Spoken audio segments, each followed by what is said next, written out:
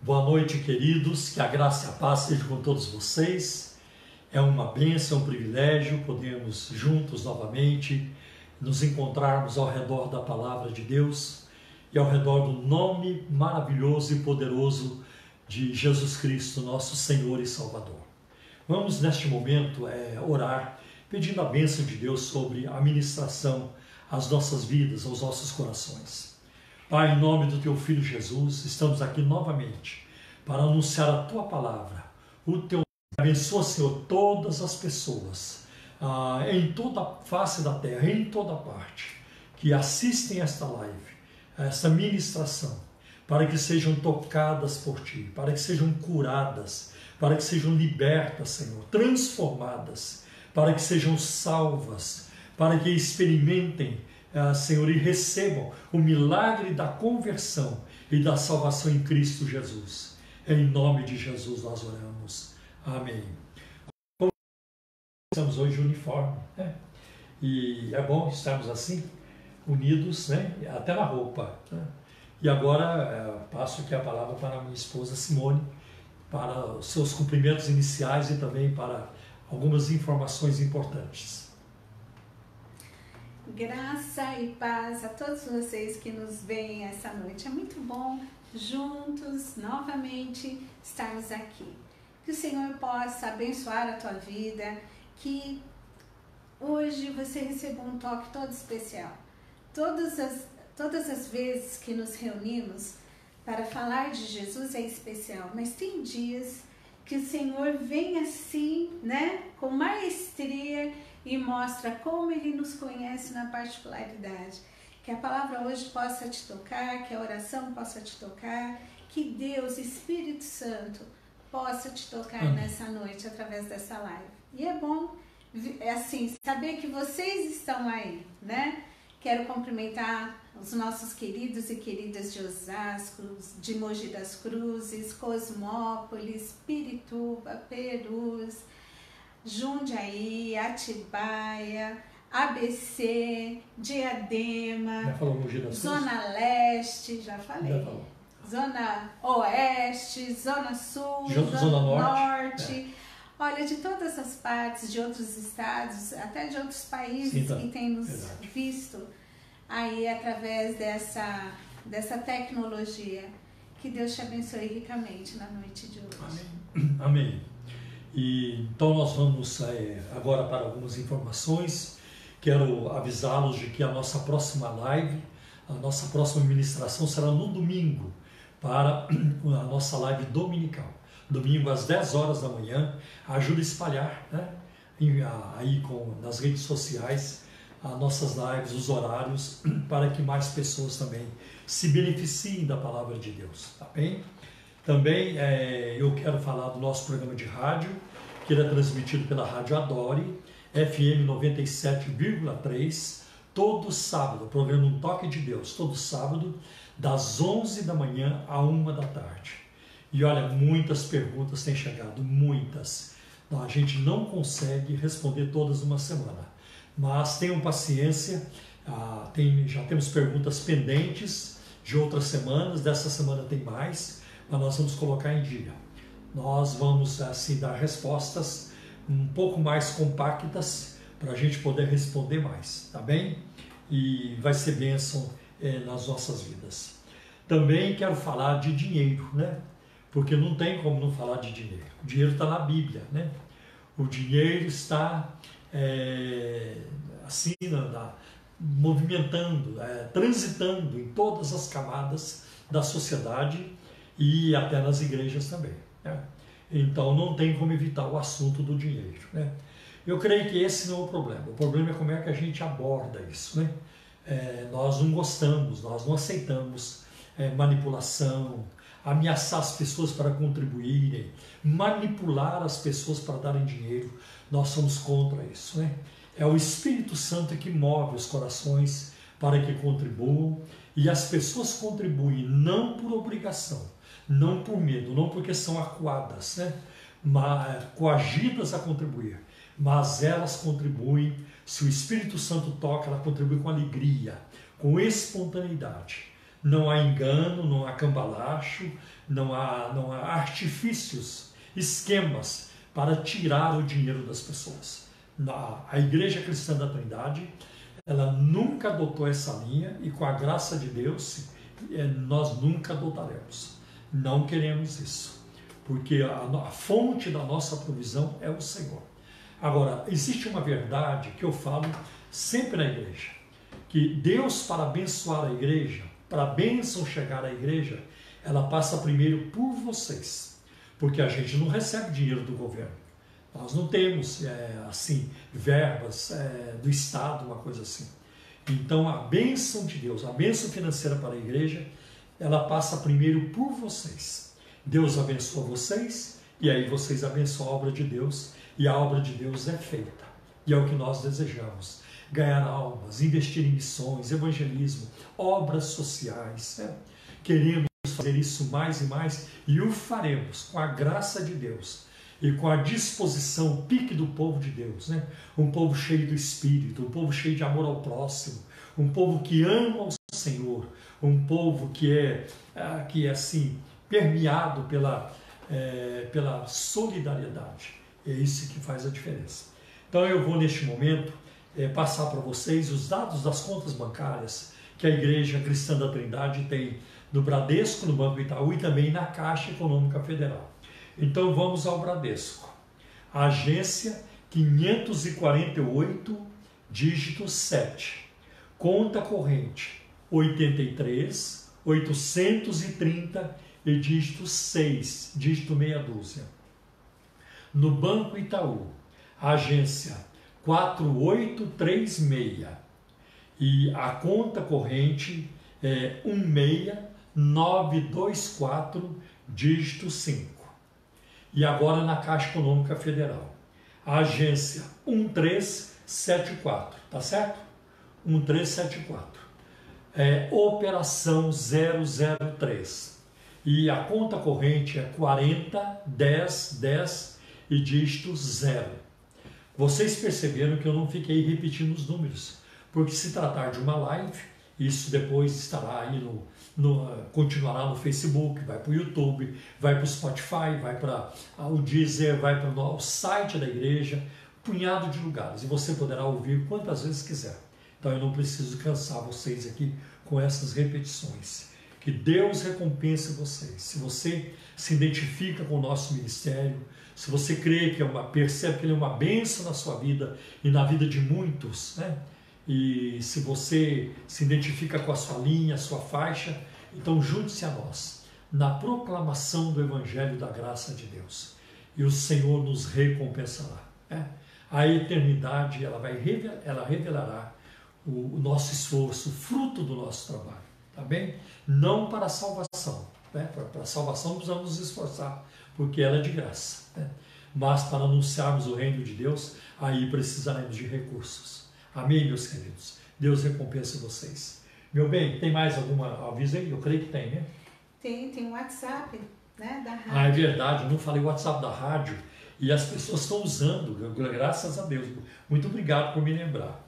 O WhatsApp, o número do WhatsApp do programa Um Toque de Deus, para você enviar pedidos de orações ou enviar também as suas perguntas sobre a Bíblia, sobre religiões, sobre crenças, crendices, questões relacionadas à fé e questões também relacionadas com a ética cristã, com a ética bíblica, né? Então você pode entrar em contato através do 0 operadora 11 97402 1961. Este aí é o WhatsApp do programa Um Toque de Deus. Eu acho que você tem mais um recadinho aí. Também. Um recadinho, um recado. Amanhã, né, sexta-feira, temos a live com o pastor Gerson Lopes, né, que você vai poder ouvir às 8 horas da noite, uma ministração maravilhosa e edificante para a tua alma também. Então, não esqueça de sintonizar amanhã às 8 horas da noite. Pastor Gerson Lopes, pelo Facebook. Agora acho que você vai dar a continuação. Hoje eu quero ler, né, um versículo muito conhecido mas que ele é desafiador, né? Pelo menos para mim, ele é muito desafiador. Eu gostaria de ler com vocês Romanos capítulo 12, o versículo 2. Romanos capítulo 12, versículo 2, que diz assim: E não vos conformeis com este século, mas transformai-vos pela renovação da vossa mente, para que experimenteis qual seja a boa, agradável e perfeita vontade de Deus. Olha que versículo maravilhoso. Você sabia que nós somos chamados a ser inconformados, pessoas inconformadas? O que é uma pessoa inconformada? Que quer mudanças, né? O que não se encaixa. Não se encaixa. Não se encaixa em algo que ela não toma a forma. Não toma a forma. Né? A forma, né? Pior não coisa, se conforma. Né? É te fazer entrar numa forma que não é tua. Quem aqui já experimentou um sapato muito pequeno, né? Que não cabia o teu pé? É horrível. É horrível a gente tentar entrar numa coisa que não nos cabe. Posso né? acrescentar uma informação? Por isso que os puritanos na Inglaterra, no século XVII e XVIII, foram chamados de não conformistas, né? Porque eles não se conformavam com a situação da igreja ou com aquilo que naquilo que a sociedade vivia naquela época, não se conformavam, então eles lutavam por uma transformação ou por uma melhoria em tudo, na igreja e na sociedade também. Então parece que eles colocaram em prática esse versículo, Sim. né? Não vos conformeis. Nós somos chamados a sermos um povo inconformado. Não dá para tomar a forma do mundo. Não dá para ter a mente do mundo. Não dá para ter a lógica do mundo. Não dá para se conformar com as coisas deste mundo. Tomar forma, ser igual. Nós somos chamados para ser diferentes. E não vos conformeis com estes séculos, mas transformai-vos pela renovação da mente. Gente, aquilo que a ciência hoje fala, que a gente tem que tomar cuidado com a nossa mente, porque a mente humana ela é muito inteligente por um lado, mas por outro lado, ela é como um cavalo sem freio, né? Que ela precisa ser domada, porque senão os pensamentos eles vão te levar para um lugar perigoso, né? Então, o que acontece? As informações nem sempre vêm na hora que a gente precisa e do jeito que a gente precisa quando acessados pela mente. Por isso que a gente precisa domar a nossa mente. Tem que transformar a mente. A renovação, ela precisa ser constantemente renovada. Então, aquilo que a ciência hoje fala, olha, precisa renovar a mente, pensamentos positivos, não foque no negativo, não seja pessimista. A Bíblia já fala há muito tempo isso. E é a palavra de Deus que tem esse poder de renovação da nossa mente. A palavra de Deus tem. Ela nos confronta com pensamentos, com ideais, ideias e filosofias vãs, né? Que o mundo traz como verdadeiro, como quer dizer, a verdade que tinha que ser absoluta se tornou relativa, né? E aí a palavra de Deus, ela sempre nos confronta. Por quê? Porque é a mente de Cristo e nós temos que ter essa mente. Amém. A mente de Cristo. Esse versículo, ele me desafia porque primeiro manda eu não me conformar com aquilo que o mundo, né, diz de padrão de tudo que existe, né? Até de padrão de beleza. É muito complicado quando um padrão de beleza é aceito e nega-se todas as outras etnias e nega-se todas as outras hereditariedades biológicas, enfim, e faz a pessoa acabar tendo que entrar no padrão que não é o dela, né? Como se só um padrão fosse bonito. E aí, assim, primeiro, não me conformar com este século, né? Segundo, me transformar pela renovação da minha mente. Parou aí? Não. Ainda tem mais um desafio nesse versículo, no único versículo, olha quanta coisa, para que vocês, né, experimenteis qual seja a boa, agradável e perfeita vontade de Deus. Gente, quando a gente fala vontade de Deus, experimentar a vontade de Deus, nossa, é tão bom, né? Experimentar a vontade de Deus é uma maravilha, desde que isso não venha contra aquilo que eu acho que é bom. Porque Deus, ele não vai submeter a vontade dele dentro dos meus achismos, das minhas questões e conveniências. Não. A vontade deles, ela é boa, ela é agradável e ela é perfeita sempre. Amém. Mesmo quando não coincide com a minha vontade, com aquilo que eu acho que seria melhor. Porque Deus, ele sempre faz o melhor. E às vezes experimentar isso deve ser doloroso quando não vem de encontro com aquilo que eu quero, que eu desejo, que eu acho que é o melhor. O melhor de Deus é sempre melhor, mesmo que para nós pareça loucura. Então, como que é nos submeter a isso e experimentar essa boa, agradável e perfeita vontade de Deus. Amém. Olha quantas coisas esse versículo nos desafia. Sim. Renovação da mente. Eu até fiz uma anotação aqui, a caneta, no rodapé da minha Bíblia, dizendo assim, renovação da mente. A mente vazia é a oficina do diabo. Assim é o ditado que a gente ouve por aí, né? Então ocupa a tua mente com as coisas de Deus, com as coisas de Cristo. Não deixa a tua mente vazia, pensando né, à toa, mas preencha ela da vontade de Deus, conhecendo esse Deus maravilhoso, através da palavra dele, da intimidade com ele, através de uma vida de oração. Então que Deus abençoe Amém. Vocês muito bem através dessa meditação, ok?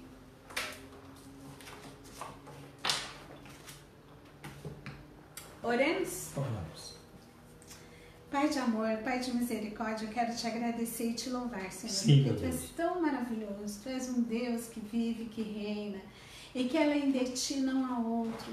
Pai, nos ajude a não nos conformarmos, Sim, Pai, com as questões deste mundo, sim, com as sim. injustiças, com tudo aquilo que vem de encontro com a Tua palavra, com os valores, Senhor, da fé cristã, mas que possamos, Senhor, estarmos atentos e não nos curvarmos, ó Pai, diante de coisas que entristeçam o Teu Santo Espírito. Sim, meu Deus.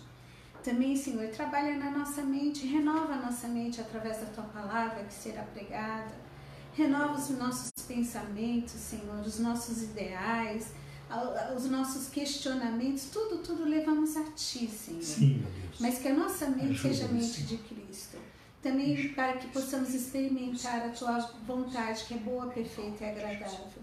Neste momento, Senhor, eu te peço também que abençoes o Paulo, Senhor, ao transmitir a Tua palavra, que ele sinta a autoridade vinda, Senhor, do Teu Santo Espírito. Sim, Senhor. Dá a ele, Senhor, ousadia para falar, dá a ele autoridade, Senhor. Amém. Dá a ele graça, ó Pai. E abre os nossos corações e as nossas mentes para que a Tua palavra caia em terra fértil. É que nós te pedimos e te agradecemos no nome precioso de Jesus. Amém.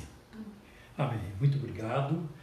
Para a nossa reflexão hoje, né, a nossa live assim de olhar mais a Escritura, eu convido para começarmos com Atos capítulo 6, a partir do versículo 7. Atos capítulo 6 fala do crescimento da palavra de Deus, de como a palavra de Deus se espalhava. Mas existe uma informação aí muito intrigante. Lucas coloca uma informação incrível, né? Então vamos ver Atos capítulo 6 e o versículo 7. Vamos começar com ele. Assim a palavra de Deus se espalhava. Crescia rapidamente o número de discípulos em Jerusalém. Também um grande número de sacerdotes obedecia à fé. Olha só, que informação! Um grande número de sacerdotes obedecia à fé. Eu gostaria de ter tempo para me deter no verbo obedecer, a questão da fé também. É muito interessante que Lucas, que escreveu o livro de Atos, né, escreveu também o Evangelho de Lucas, ele usa alguns termos para descrever o cristianismo. Por exemplo, em Atos capítulo 5, versículo 41, ele usa o nome.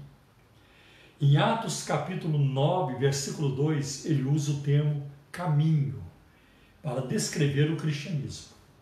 E em Atos capítulo 6, é aqui que nós acabamos de ler, versículo 7, ele usa a fé, obedeciam à fé. E aqui, é claro, não está falando de uma fé subjetiva, mas uma fé objetiva, né? É como se fosse o conjunto das doutrinas cristãs, né? O sistema de doutrinas, né? É aquilo que Judas descreve também no versículo 3, que nós devemos batalhar, né? Lutar pela fé, que uma vez por todas foi dada aos santos. Então a fé é o projeto de salvação que Deus tem para conosco, né? O ensino, a escritura no seu todo, né? Então é muito interessante. Agora, eu fico assim também muito maravilhados com essa informação de que muitos sacerdotes, um grande número de sacerdotes obedecia à fé, né? E é um texto com poucas palavras, né? Mas é rico de informações, né? Este texto trata da conversão a Cristo de muitos sacerdotes através da pregação e do trabalho dos apóstolos, né? Este texto fala do poder do Evangelho para salvar. Fala do poder de Cristo para atrair os corações a si. E é interessante que essa informação de Lucas, no versículo 7, ela vem depois da escolha dos diáconos para atender as viúvas em Jerusalém, que faziam parte da igreja, mas que estavam sendo negligenciadas, esquecidas no trabalho social da igreja, né? Eu creio que isso mexeu com muita gente, né? Olha a preocupação dos apóstolos, dos discípulos, dessa gente do caminho, né? Da fé, como eles se preocupam uns com os outros, essa solidariedade, esse amor ao próximo, porque isso fala muito alto, né? O próprio Jesus falou isso na última ceia com os discípulos. Nisto saberão que vocês sois meus discípulos, se amardes uns aos outros. Então, quando nós nos amamos, né? Amamos uns aos outros, isso é um testemunho tremendo para o mundo, para as pessoas ao nosso redor. Nós vamos ver também que o Novo Testamento ele fala de ricos e pobres, de sábios e iletrados, de patrões e de servos, de políticos e de oficiais romanos que foram atraídos por Cristo. E isso me empolga também. Eu fico pensando no poder que Cristo tem para atrair homens e mulheres a si. Quantos ao longo da história, quantos hoje no mundo, quantos no campo da política, das artes, né? Envolvendo aí cinemas e outros tipos de arte. Quantos no mundo empresarial, no mundo dos esportes, da música em geral, é a arte também, no mundo da medicina, né? Da ciência, no mundo do interior, do campo, quantos corações arrebatados por Jesus. E Jesus, quando ele não atrai com ameaças, ele atrai com cordas de amor, né? Ninguém é forçado a segui-lo, mas quando alguém descobre a sua beleza, o seu amor, a sua graça, não tem como a alma resistir. Nada se encaixa mais a alma do ser humano do que Jesus. Nenhuma outra coisa vai se encaixar melhor do que Cristo na nossa alma. Pode ter certeza disso, né? De acordo com o historiador Flávio Joséfo, que viveu na época de Cristo, havia cerca de 20 mil sacerdotes na época de Jesus, né? E o sacerdócio ele era cercado de prestígio e de influência. Era uma classe muito considerada, muito respeitada, muito prestigiada, né? O ofício sacerdotal ele era hereditário e seus membros formavam uma aristocracia nacional, uma classe mais elevada, né? Todo sacerdote podia demonstrar a sua linhagem até Arão, e não importa a dificuldade econômica que ele enfrentasse, a sua posição social estava garantida. Porque Arão é irmão de Moisés, e Arão, Moisés, a sua irmã Miriam, né, a família, seus pais eram da tribo de Levi. E a tribo de Levi foi a tribo escolhida por Deus para exercer o sacerdócio. Então os sacerdotes tinham que demonstrar que eles eram da tribo de Levi, né? O sacerdote era isento, né, de pagar imposto e também de servir no exército.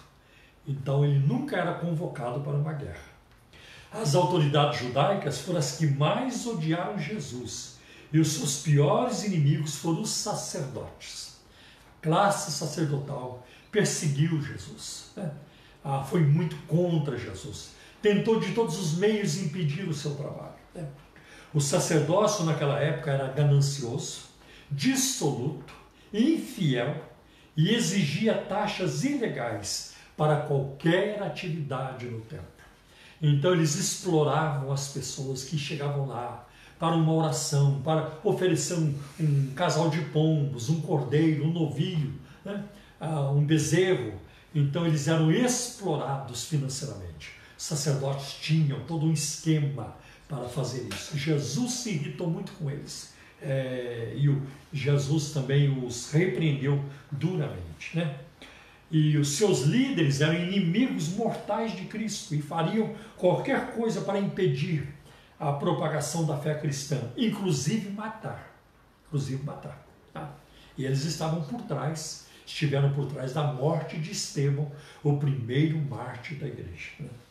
A conversão dos sacerdotes exigia uma grande renúncia. Não era fácil. Alguém ia abandonar o templo, a tradição judaica, né? Tudo aquilo que aprendeu na sinagoga ao longo da sua vida, para abraçar um novo movimento, recém-surgido, embrionário, né? Que não tinha ainda a estrutura que o cristianismo desenvolveu. Não tinha templos, não tinha bibliotecas, não tinha uma estrutura nem ministerial, estava se formando, né? Não tinha uma história. Que história tinha o cristianismo, né? Eles tinham duas verdades, né? Cristo morreu e ressuscitou. Isso eles tinham, né? Eles pregavam isso. Então a conversão dos sacerdotes exigia uma grande renúncia. Eles perdiam o status, a estabilidade e a segurança que o clero e o templo lhes concediam. Saiu de uma vida segura para uma vida incerta, né? Não escapariam das perseguições, né? E ódio das autoridades religiosas e políticas daquela época, né? E o Novo Testamento está cheio de exemplos assim, né? Agora, isso mostra o quê? Que não existe barreiras para o Evangelho. Não existe. Por mais que os países rejeitem o Evangelho entra lá. Por mais que uma família rejeite o Evangelho entra. Tá? Não há barreiras para o Evangelho. O apóstolo Paulo estava preso certa vez, ele escreveu isso, né? Eu estou preso, mas a palavra de Deus não. E ele era preso por quê? Porque roubou alguém? Porque foi um picareta? Não. Ele foi preso várias vezes por pregar a palavra de Deus. E quando ele chegava lá, ele continuava pregando a palavra de Deus. Eu estou preso, mas a palavra de Deus não está presa. Tá? Nós vemos, por exemplo, que não existem barreiras para o Evangelho. O Evangelho entrou dentro do quarto de dormir de Pilatos, o governador, né, da Judéia que julgou Jesus. O Evangelho entrou lá dentro do seu quarto de dormir, por quê? Porque nós vamos encontrar em Mateus capítulo 27, versículo 19, a esposa de Pilatos, quando ele estava julgando Jesus, ela mandou-lhe um recado, né? E olha só o que o texto diz, né? E estando Pilatos sentado no tribunal, a mulher dele mandou dizer-lhe: não se envolva com esse justo. Ela está se referindo a Jesus. Não se envolva com esse justo, porque hoje em sonho sofri muito por causa dele. Isso está em Mateus 27 e no versículo 19. Não há barreiras, né? Veja o centurião do Calvário, né? que conduziu o processo de crucificação de Cristo. Centurião, um homem muito preparado, né? Alguém com uma alta patente dentro do exército romano, né? Um homem muito bem treinado, tinha que ser inteligente, demonstrar coragem, tudo isso. E lá no Calvário, nós vamos ver em Mateus capítulo 27, versículo 54, diz assim: o centurião e os que com ele guardavam Jesus, vendo o terremoto e tudo o que se passava, ficaram possuídos de grande temor e disseram: verdadeiramente, este homem era o Filho de Deus. O Evangelho derrubou a barreira mental, a barreira cultural. Como é que um romano vai se curvar diante de um judeu, enlameado de sangue, sendo massacrado, moído naquela cruz, morrendo como um condenado, como uma pessoa vil? Como é que ele se curvou? Porque não existe barreiras para o Evangelho. E o Evangelho, neste momento, está te alcançando também. Há uma palavra de Deus para você, que tem o coração triste, o coração acabrunhado, que vive uma vida sem sentido, uma vida sem alegria, uma vida sem propósitos. Cristo traz esse sentido. Jesus Cristo traz esse propósito. É isso que Ele faz, né? E eu quero falar de Cristo mais e mais, porque é Ele quem salva, né? Então nós vemos isso. Verdadeiramente, Ele era o Filho de Deus. Agora tem outro texto também que me chama muita atenção. Está lá em Filipenses capítulo 4, versículo 23. Quando Paulo está terminando a sua carta aos cristãos de Filipos, aos crentes de Filipos, ele coloca uma nota assim: todos os santos mandam saudações, mandam lembranças, especialmente os da casa de César. E aqui nós ficamos sabendo que dentro do palácio de César havia uma congregação. Certamente muitos membros da guarda pretoriana, e a guarda pretoriana ela se encarregava da proteção, da segurança do imperador. E ela cresceu muito. Chegou um momento que ela passou a ter 10 mil homens, né? E ela funcionava de fora de Roma. Depois ela se aproximou de Roma.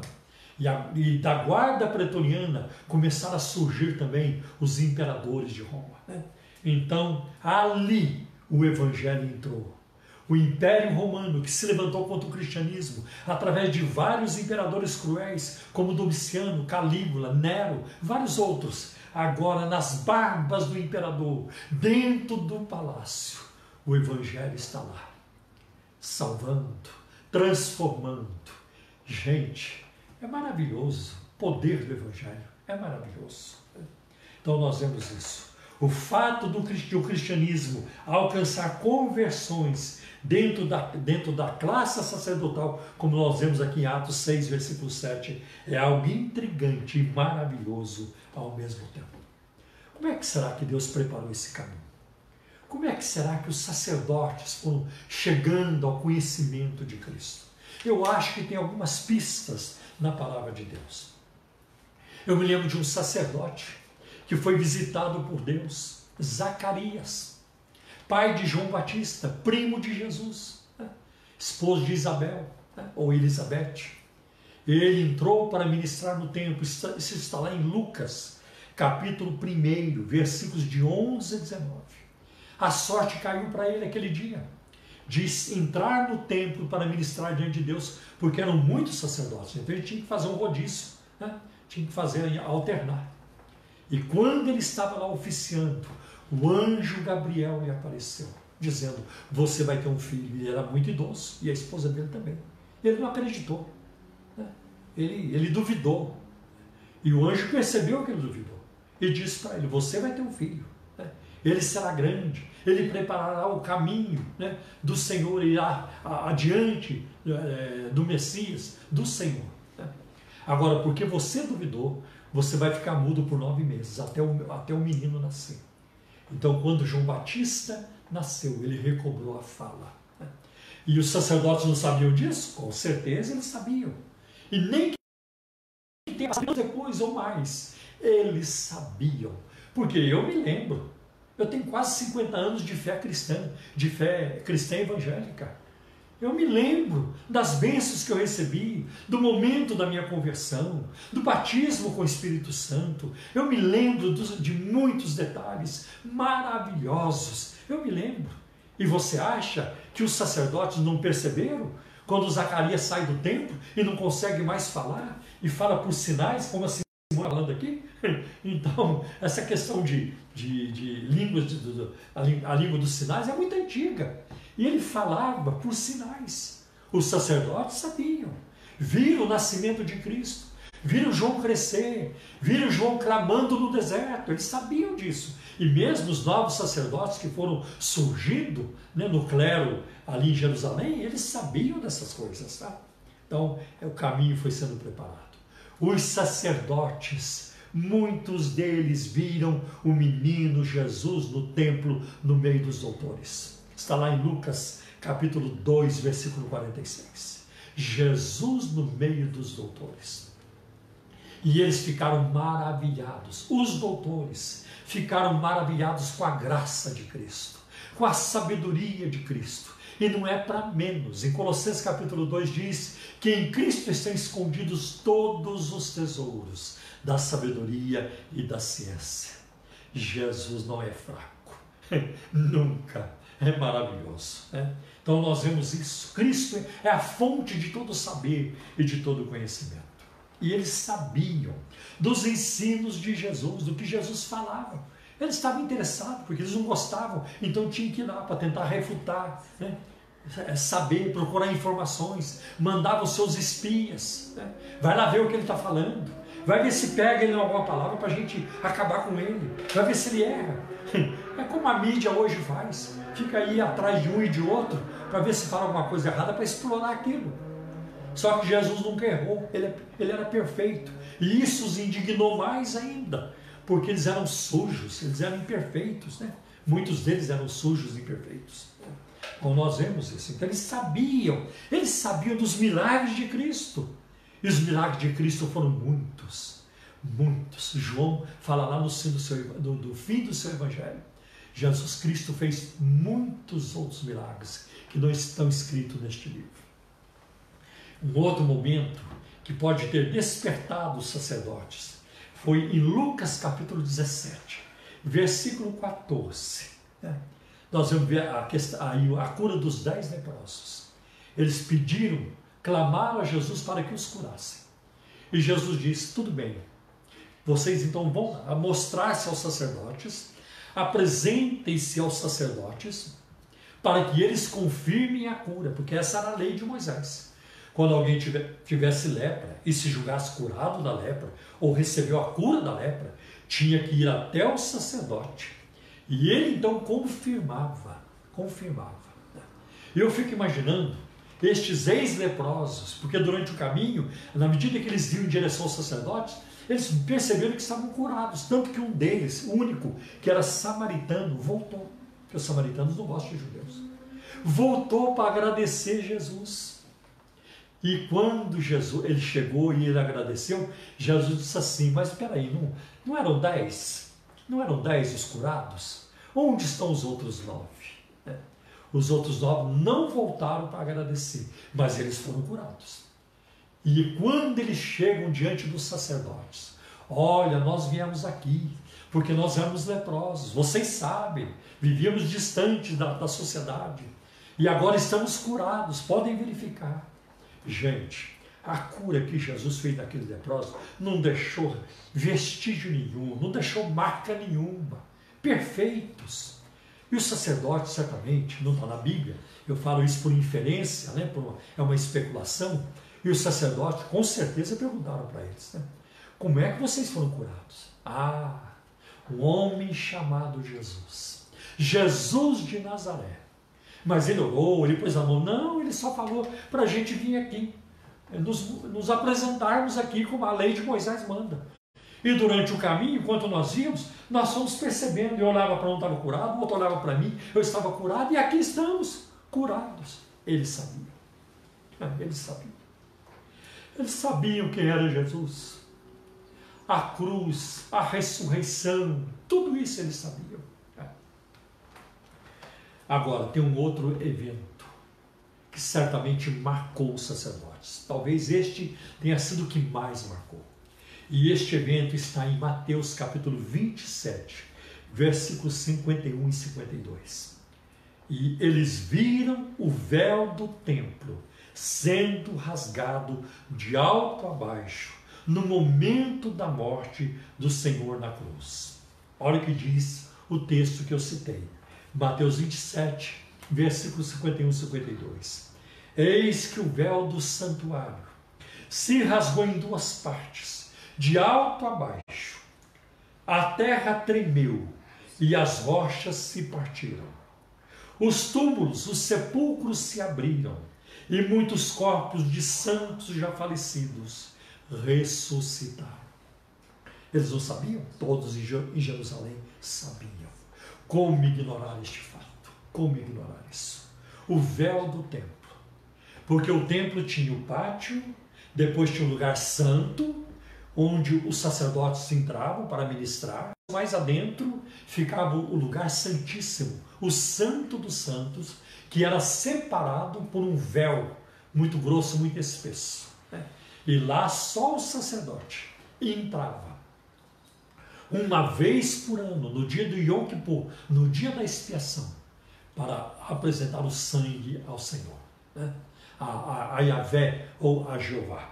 Então, e quando Cristo morreu na cruz, eram 3 horas da tarde.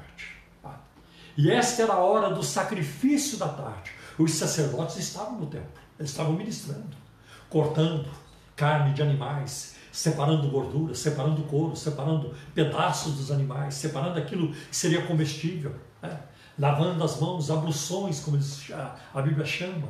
Havia todo um ritual. Eles estavam lá. E imagine a atitude, a reação desses sacerdotes quando o véu se rompeu. Quando o véu se rompeu, eles jamais esperavam isso. Eu não sei se eu estou certo no que eu vou falar. Se eu estiver errado, eu me retrato depois. Mas parece que não houve uma previsão para eles de que o véu um dia ia se romper. Não houve uma previsão assim.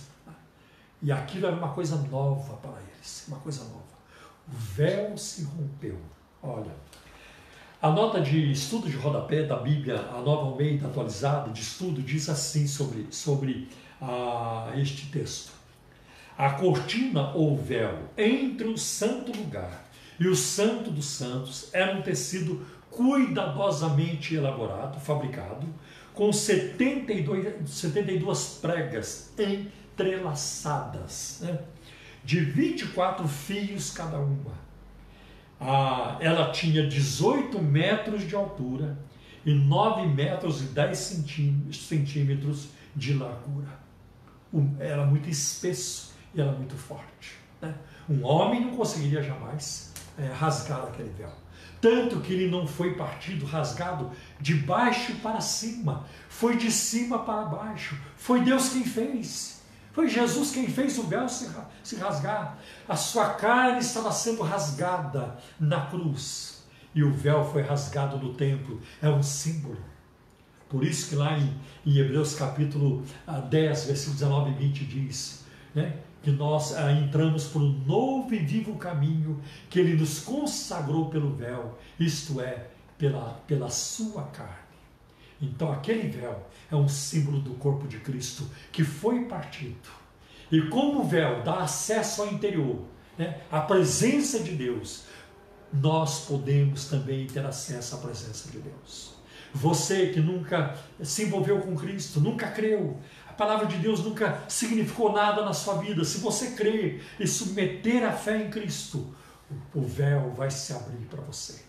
Você terá comunhão com Deus, vai receber o espírito de adoção, ser filho de Deus. Isso é uma grande bênção. Uma outra coisa, depois disso aqui, do que eles viram, aquele fenômeno no templo, eles viram Pentecostes, Atos capítulo 2, a descida do Espírito Santo. Eles sabiam. Foi um evento grande demais para ser ignorado. Atos capítulo 2, a descida do Espírito Santo, Pentecostes, foi um evento grande demais para ser ignorado. Mas eu acho que podemos citar mais um evento que mexeu com a cabeça dos sacerdotes e com a mente e o coração. Atos capítulo 3, versículo de 1 a 10, que fala da cura do paralítico na porta formosa do templo. Quando Pedro e João subiam, Atos capítulo 3, a partir do primeiro versículo, eles subiam a hora da oração. E os sacerdotes estavam lá. E eles iam ao templo para orar. Então, aquele coxo, aquele aleijado, foi curado por Jesus através de Pedro e João. E aquele homem entrou no templo e saltava e glorificava a Deus. E o povo glorificava a Deus também. Os sacerdotes sabiam. E certamente eles conversavam entre eles. O que você está achando disso? Rapaz, é muita coisa, é muito para minha cabeça. Olha, já aconteceu isso, já aconteceu aquilo, agora tem isso aqui, aquela cura, aquele milagre. Gente, essa turma, essa alegria, e isso e aquilo. Quando eles vão presos, eles não têm medo. Quando eles vão presos, eles ficam alegres. Quando eles são castigados, né, eles ficam alegres por sofrer por esse homem chamado Jesus. Era o Evangelho. Oh, meu Deus, o poder do Evangelho. Que maravilha, que maravilha. Então nós vemos isso, né? A palavra de Deus crescia. O que Jesus Cristo tinha feito na vida das pessoas estava se espalhando em toda a região. Homens e mulheres tornaram-se discípulos submissos ao senhorio de Cristo. Queremos obedecer a Jesus, né? E o cristão não deve entregar a sua fidelidade a um time de futebol, a um partido político, a um líder político. Não. A nossa fidelidade é ao Senhor. Claro que nós tomamos posições, claro que é normal torcer por um time, mas transformar isso num ídolo, né, na coisa central da sua vida, não combina com a vida cristã, porque Jesus está acima de tudo e de todos, né? Homens e mulheres tornaram-se discípulos, né? Eles não estavam envergonhados da fé que professavam, ao contrário, com grande coragem, suportavam o testemunho da verdade do Evangelho que mudara as suas vidas. Aquilo que Jesus havia prometido estava se cumprindo. Por causa dos salvos que partilhavam com os outros as boas novas, a igreja experimentou grande e extraordinário crescimento e o avivamento era constante. Os que vieram a conhecer a Cristo não guardaram tal conhecimento para si, mas saíram e compartilharam com outros, porque este é o Evangelho. É tão bom que a gente não guarda para si. Eu quisera que vocês que sofrem, que estão confusos, que estão distantes, que não têm perspectiva eterna nenhuma, vai dar com a parede lá na frente, vida vazia, vida sem sentido, como eu quisera que você viesse ao conhecimento de Cristo e experimentasse a alegria que Cristo tem me dado. Você poderá ter tudo isso e muito mais em Cristo Jesus. Amém? Deus abençoe. Nós vamos neste momento cantar o hino 15 da harpa cristã, porque eu acho que é um hino que está mais ou menos alinhado com aqui a mensagem sobre a conversão de muitos sacerdotes à fé em Cristo. Então vamos no hino 15 da harpa cristã. Conversão. O título que eles colocaram, os autores colocaram, é conversão.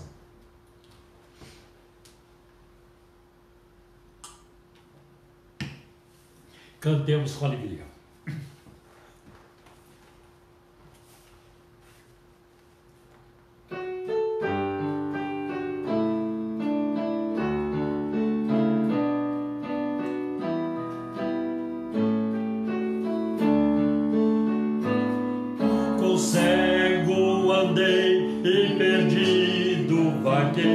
Longe, longe do meu Salvador, mas do céu ele desceu e seu sangue verteu para salvar um tão pobre pecador. Foi na cruz onde um dia eu vi meu pecado castigado em Jesus. Foi ali pela fé que os olhos abri e agora me alegro em sua luz. Eu ouvi falar dessa graça sem par que do céu trouxe o nosso Jesus, mas eu surdo me fiz, converter-me não quis ao Senhor que por mim morreu na cruz. Foi na cruz onde um dia eu vi meu pecado castigado em Jesus. Foi ali pela fé que os olhos abri e agora me alegro em sua luz. Mas um dia senti meu pecado e vi sobre mim a espada da lei. Apressado fugi, em Jesus me escondi e abrigo seguro nele achei. Foi na cruz, onde um dia eu vi meu pecado castigado em Jesus. Foi ali pela fé que os olhos abri e agora me alegro em sua luz. Quão ditoso então este meu coração, conhecendo o excelso amor que levou meu Jesus a sofrer lá na cruz para salvar um tão pobre pecador. Foi na cruz, onde um dia eu vi meu pecado castigado em Jesus. Foi ali pela fé que os olhos abri e agora me alegro em sua luz. Aleluia! Glória a Deus! Glória ao nome maravilhoso de Jesus, que nos amou e nos salvou, como está em Apocalipse capítulo 1, versículo 5. Aquele que nos ama e em seu sangue nos lavou dos nossos pecados. Vamos orar neste momento. Nós temos muitas razões e motivos para orar. Quero orar por vocês, por todos que têm enviado seus pedidos através das nossas lives, das ministrações, em todas as nossas mídias sociais. Nós estamos orando, eu estou orando por vocês, tá bem? Deus está dando vitória, e vai dar mais ainda. É preciso, vamos orar para que a população se controle, Há muito abuso, está aumentando o número agora de contagiados, nos Estados Unidos, principalmente entre os jovens, porque eles estão abusando. Aqui no Brasil, no interior, está crescendo demais, porque as pessoas não estão tomando cuidado. Quando eu tenho que sair, eu evito sair, mas quando eu vou todo preparado, com máscaras, álcool gel e tudo. Eu vejo pessoas protegendo o queixo, eu vejo pessoas protegendo a testa. Hoje mesmo eu tive que falar com uma pessoa, ou ontem, eu não sei quando foi, meu filho, assim não dá. Como é que você vai andar desse jeito? Porque não estava, a máscara estava fora de lugar. Muita gente fazendo isso. O vírus é invisível, ele não avisa onde ele vai chegar. Olha, então, hoje estarei em tal bairro, amanhã estarei na avenida tal. Não, é invisível, nós não sabemos onde está e precisamos nos proteger, tá bem? Sim, nós cremos que Deus nos guarda, sim, tá? Mas fé e bom senso, fé e juízo precisam caminhar juntos. Deus não vai honrar a nossa negligência, a nossa displicência. Deus não vai honrar, tá? Mas se nós formos fiéis, e formos pessoas de bom senso, de discernimento, o Senhor nos guardará. Amém? Então vamos orar. Pai, em nome do Teu Filho Jesus, nosso divino Salvador, nós clamamos a Ti neste momento de pandemia, Senhor, de desafio, de dor, Senhor, nas nossas vidas, na vida de tantos, Senhor. Tem misericórdia. Senhor, livra-nos deste mal. Livra-nos, Senhor, em nome de Jesus. Senhor, diminua, Senhor, os contágios, as mortes, Senhor.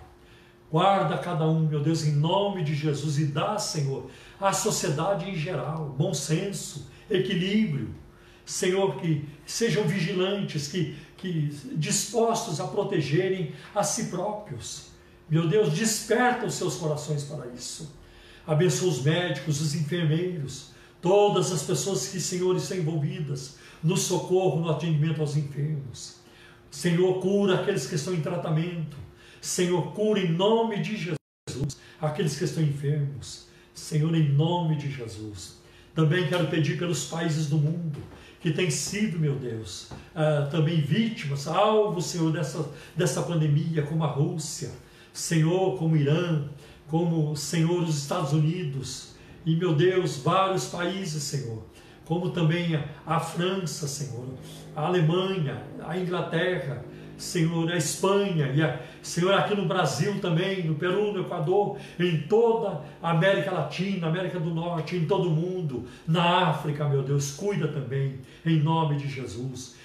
Na Índia, Senhor, tem misericórdia daquela nação, em nome de Jesus. Senhor, eu peço também que abençoe o Brasil, abençoa o novo ministro da Educação, o equilíbrio, Senhor, Senhor, a capacidade, toda a habilidade que ele precisa para melhorar o sistema, Senhor, de educação no Brasil, em nome de Jesus. E os demais ministros de estados, governadores, prefeitos, vereadores, deputados, Senhor, ajuda o nosso país a sair, Senhor, dessa crise.